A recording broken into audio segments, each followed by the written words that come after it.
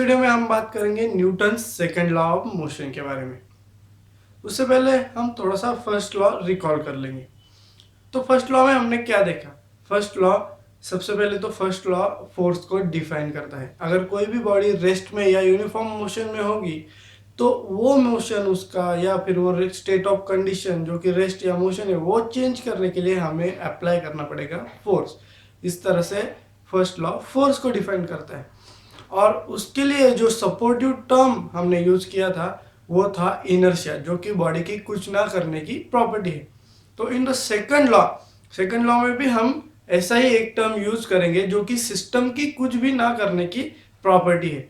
तो वो जो टर्म है वो है मोमेंटम। मोमेंटम क्या है, सबसे पहले उसका डेफिनेशन देखेंगे और फिर सेकंड लॉ की ओर बढ़ेंगे।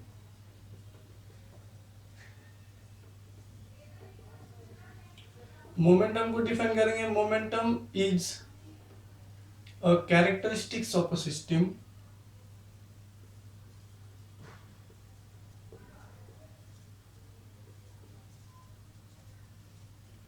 in motion which remains constant at its own.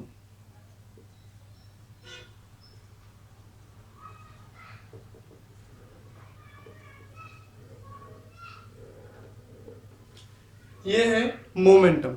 अगर मैथमेटिकली मोमेंटम को देखेंगे तो मैथमेटिकली हम उसे डिनोट करते हैं P से, और उसकी जो डेफिनेशन है मैथमेटिकल वो है मास इनटू वेलोसिटी। मतलब कि momentum is equal to mass into velocity. अगर इस मोमेंटम का हम यूनिट निकालेंगे, जैसे जैसे हम एक एक क्वांटिटी देखते जाएंगे हम उनका यूनिट, वो स्केलर है या वेक्टर है, और उसके डायमेंशन देखते जाएंगे। तो अगर इसका यूनिट निकालेंगे तो हमें मिलेगा मास का किलोग्राम और वेलोसिटी का मीटर पर सेकेंड। इसका डायमेंशन निकालेंगे तो वो बहुत ही इजी है, mL/(T⁻⁻1). ये जो मोमेंटम है ये वेक्टर क्वांटिटी है। अगर इस मास ये स्केलर है, वेलोसिटी वेक्टर है, इन दोनों का मल्टीप्लिकेशन से हमें मोमेंटम मिलता है, वो एक स्केलर क्वांटिटी है। देयरफॉर हम इसे ऐसा लिख सकते हैं, momentum is just vector quantity. Sorry,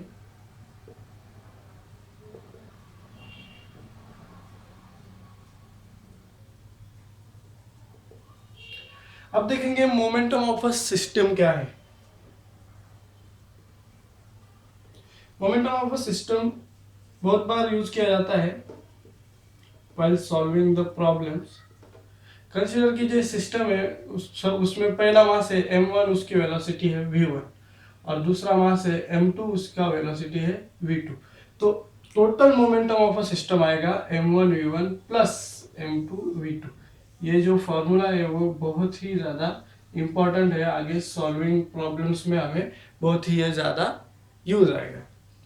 ये है momentum.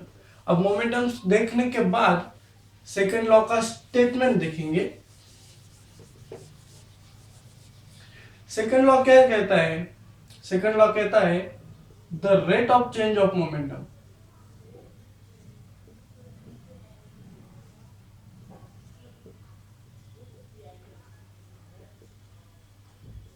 of a body is directly proportional to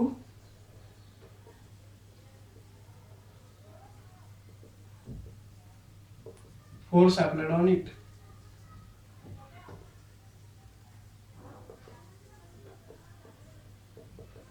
जिसे हम मैथमेटिकली लिख सकते हैं dp/dt is directly proportional to the force applied on it।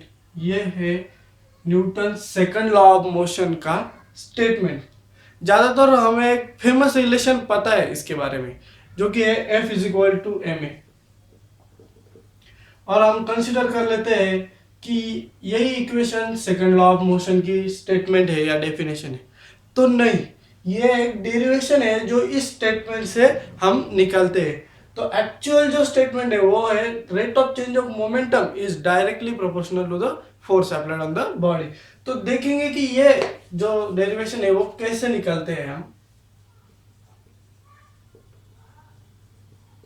Derivation के लिए कंसीडर करेंगे a body of mass m moving with velocity v1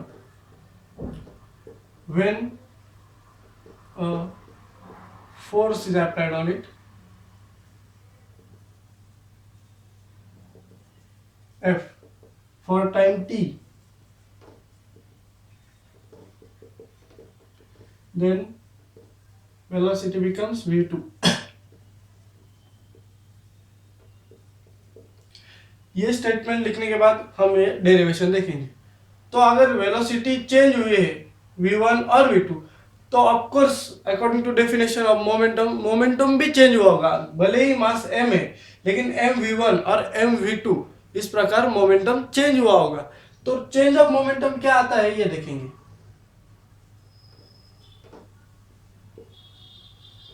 change of momentum होगा p2 minus v1 जो कि हमें देगा m v2 माइनस v1। ये होगा चेंज ऑफ मोमेंटम। अब देखेंगे कि rate of change of momentum क्या है, क्योंकि हमें डेफिनेशन तक पहुंचना है और ये डिराइव करना है। तो rate of change of momentum क्या है देखेंगे।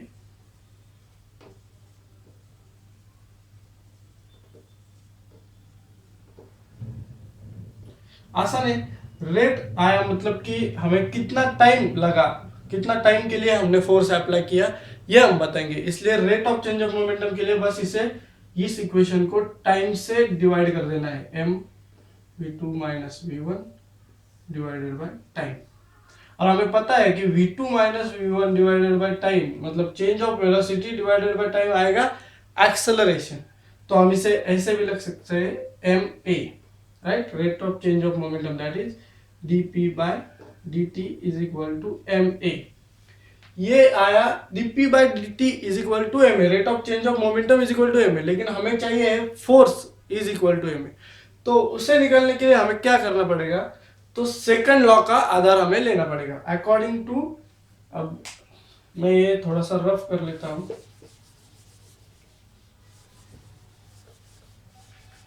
हमारा इक्वेशन आया dp by dt is directly proportional to ma, sorry, is equal to ma। तो नाउ हम क्या आएगा, हमारा इक्वेशन क्या आएगा फोर्स के लिए, तो second law, according to second law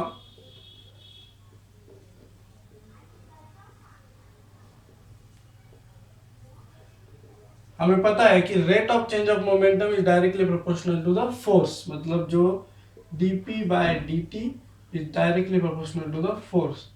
तो अगर इसे मैं इक्वेशन नंबर 1 दे दूं, इसे इक्वेशन नंबर 2 दे दूं, तो फ्रॉम 1 एंड 2 हम ये लिख सकते हैं कि force is directly proportional to mass into acceleration. ये आ गया हमारा ये इक्वेशन।